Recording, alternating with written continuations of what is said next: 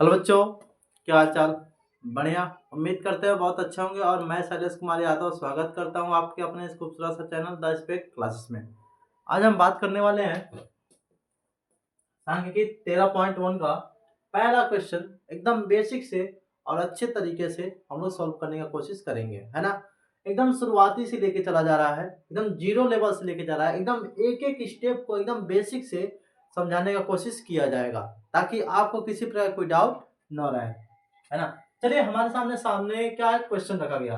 अब इस क्वेश्चन में क्या ज्ञात करना, हमने माध्य के बारे में पढ़ा है कि माध्य क्या होता है, माध्य किस किस तरीके से निकाले जाते हैं, उस चीज के बारे में पढ़ा है। इसमें दिया है, देखिए कि कह रहा है कि विद्यार्थियों के एक समूह द्वारा अपने पर्यावरण संचेतना अभियान के अंतर्गत एक सर्वेक्षण किया गया, जिसमें उन्होंने एक मोहल्ले के 20 घरों में लगभग 20 घरों में लगे हुए पौधों से संबंधित निम्नलिखित आंकड़े एकत्रित किए।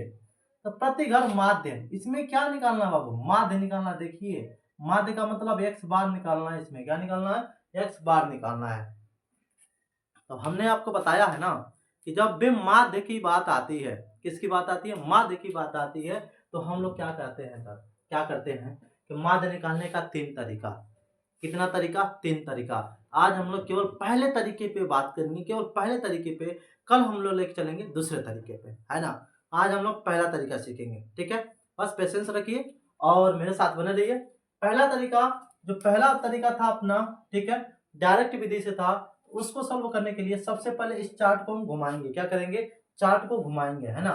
तो घुमाएंगे तो ये ऊपर है ना, आगे हो जाएगा, ये नीचे है ना तो पीछे हो जाएगा, है ना। चार्ट को हम लोग बनाते हैं, यहाँ पे लिखते हैं आराम से।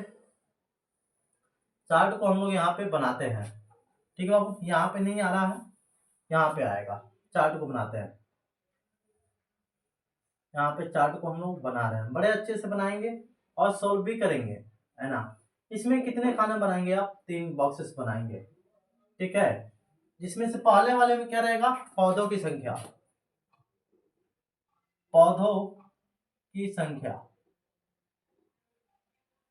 दूसरे वाले में रहेगा घरों की संख्या, क्या रहेगी, घरों की संख्या।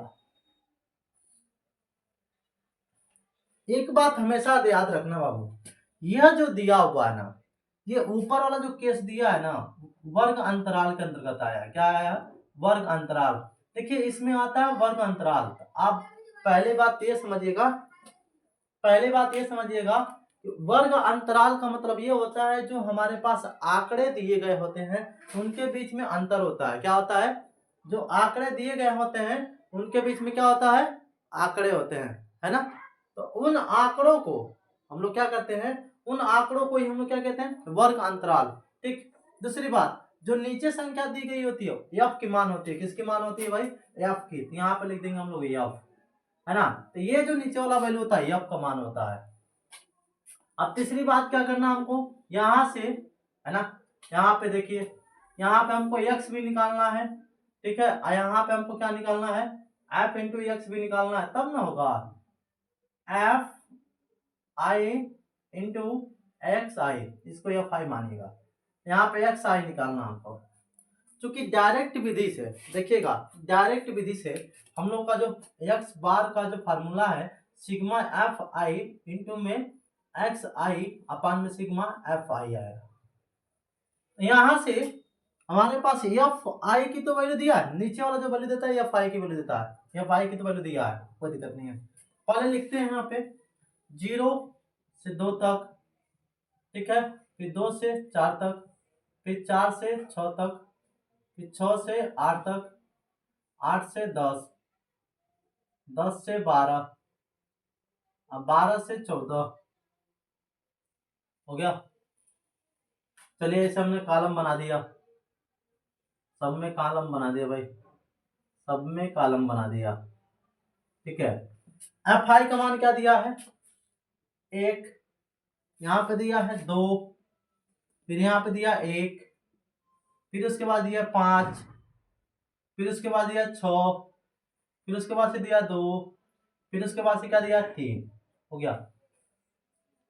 अब बात आएगी एक्स आई कैसे निकालोगे सर, देखो एक्स आई कैसे निकालोगे, एक्स आई निकालने का तरीका यहाँ पे समझ लो। एक्स आई निकालने का तरीका क्या होता है,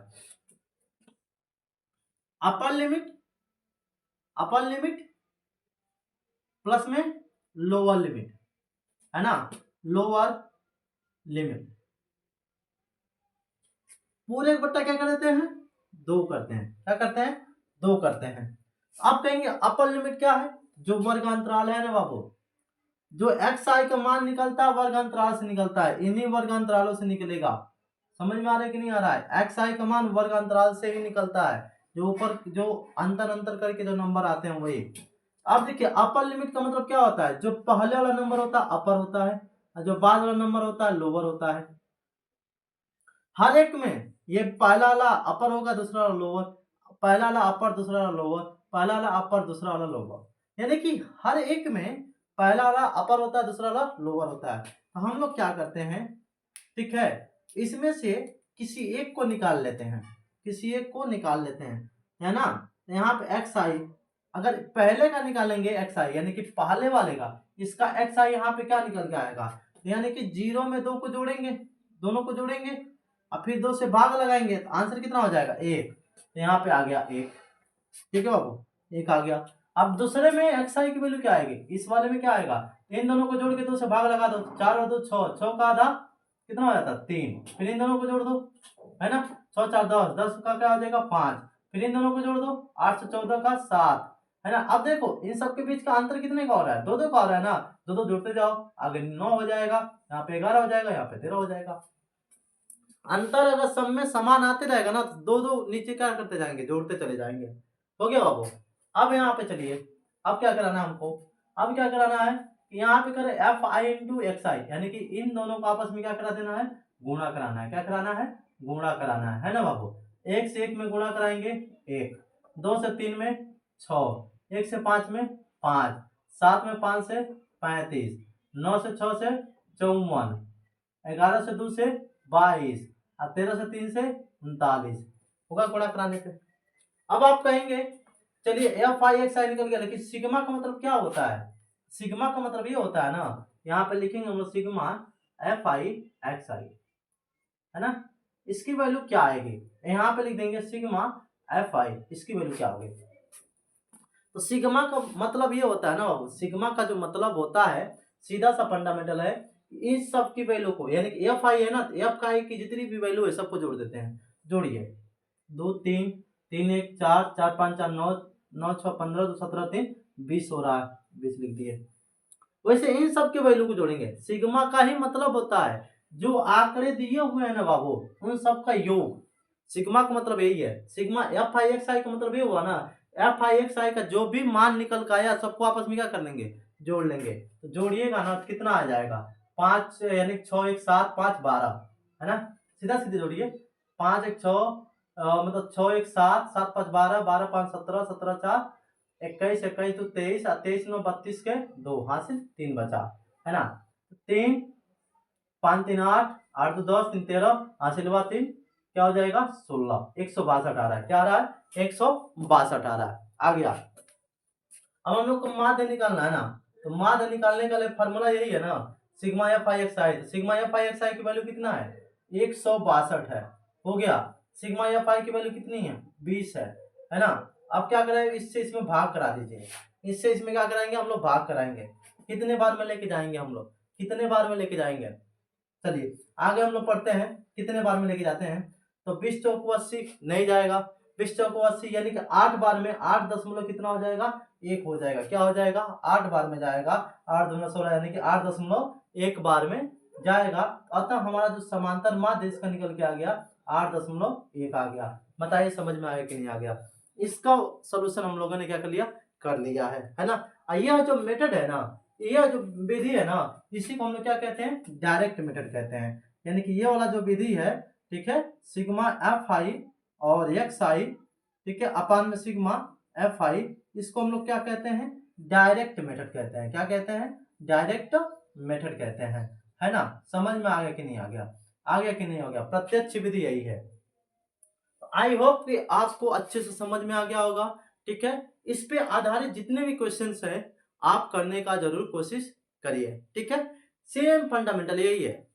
ऐसे ही क्वेश्चन आएगा, ऊपर वाले को आगे लिख देना, नीचे वाला एफ आई का मान हो जाएगा, एक्स आई निकालना होगा, तीन दोनों को जोड़ के अपर लिमिट लोअर लिमिट जोड़ के 2 से भाग करा देना होता है, लिख देंगे, और फिर से एफ आई को एक्स आई में गुणा करा देंगे, तो फिर इनकी सारी वैल्यू को जोड़ेंगे और इनकी सारी वैल्यू को जोड़ के तो इससे इसकी वैल्यू में क्या करा देंगे, भाग करा देंगे, तो वो हमारा वहां से माध्य निकल जाएगा। ठीक है, और अगर समझ में आ गया है तो चैनल को लाइक शेयर सब्सक्राइब करना ना भूलें। शेयर जितना अधिक से अधिक हो सके शेयर करिए।